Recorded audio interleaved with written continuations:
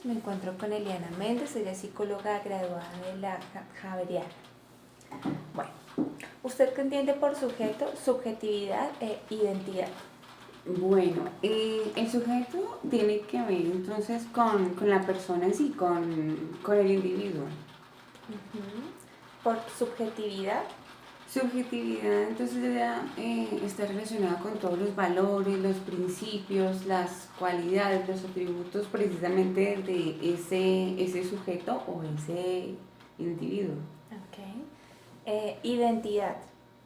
Y la identidad serían entonces todos esos rasgos de la personalidad del individuo que lo hace diferente a la otra persona. Bueno, para usted, ¿cómo se construyen los procesos de subjetividad y cómo estos aportan en la consolidación de la comunidad?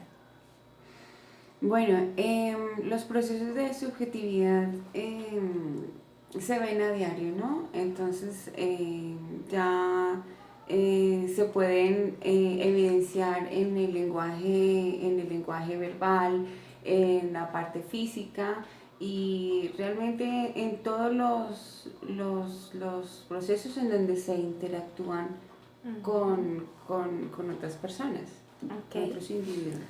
Para usted, en su comunidad, ¿existen lugares que permitan construir y afianzar estos procesos de subjetividad y de consolidación de identidad? ¿Cuáles son? ¿Y por qué considera que se llevan a cabo estos procesos en ellos? Bueno, necesariamente en donde hay sociedad o en donde existe comunidad, necesariamente tiene que haber interacción con otras personas o con otros sujetos.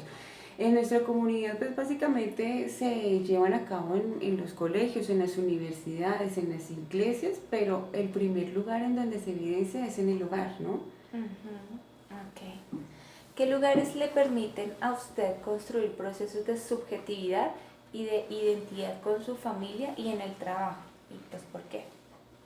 Bueno, teniendo en cuenta que la familia es el núcleo de la sociedad, es el pilar fundamental de la sociedad, entonces es aquí en donde primero se determinan aquellos rasgos de la personalidad, en donde empiezo yo a adquirir esos rasgos que me definen y que me diferencian de otras personas dentro de la sociedad. ¿Por qué los lugares tienen incidencia en los procesos de afianzamiento de los procesos de construcción de sujeto, subjetividad e identidad?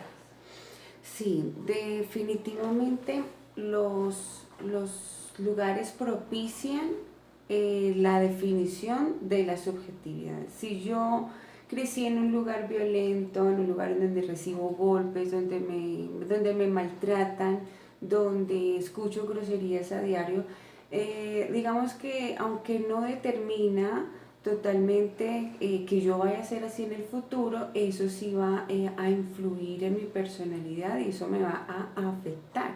Entonces, definitivamente el lugar es un escenario propicio para definir la personalidad en el futuro. Sí. Ok.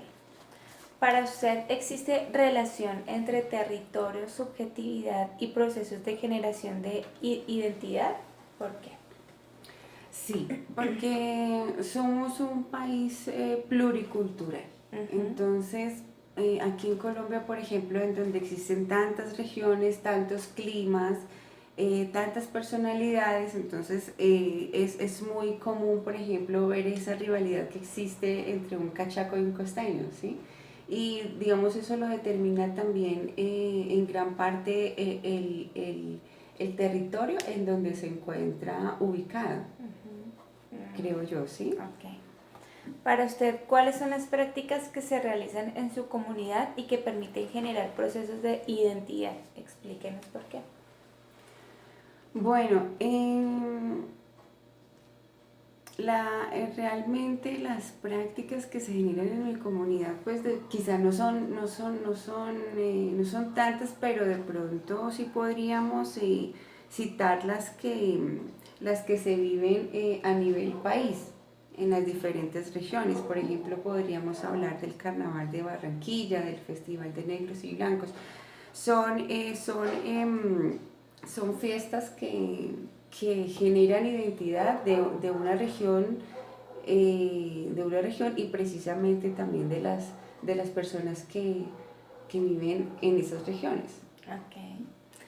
¿Cree usted que los procesos de construcción de sujetos, subjetividad e identidad son producto de los medios masivos de comunicación y de consumo? Explíquenos por qué. Sí, totalmente. La globalización y las telecomunicaciones influyen totalmente en el proceso de la subjetividad.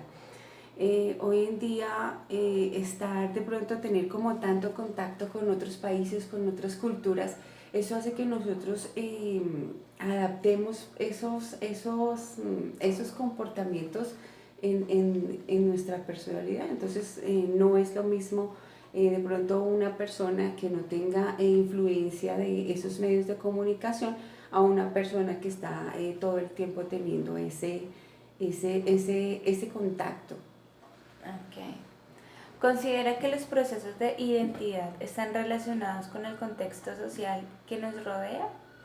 ¿Por qué? Por supuesto, nosotros estamos frecuentemente informados, ¿no? Porque los medios de comunicación constantemente nos bombardean con mucha información. Entonces, definitivamente esos procesos de identidad son definidos por esos medios de comunicación. Ok. ¿Considera usted que el reconocimiento de la heterogeneidad de grupos minoritarios aportan a la comprensión del grupo social y, de ser así, cómo estos reconocimientos generan procesos de identidad?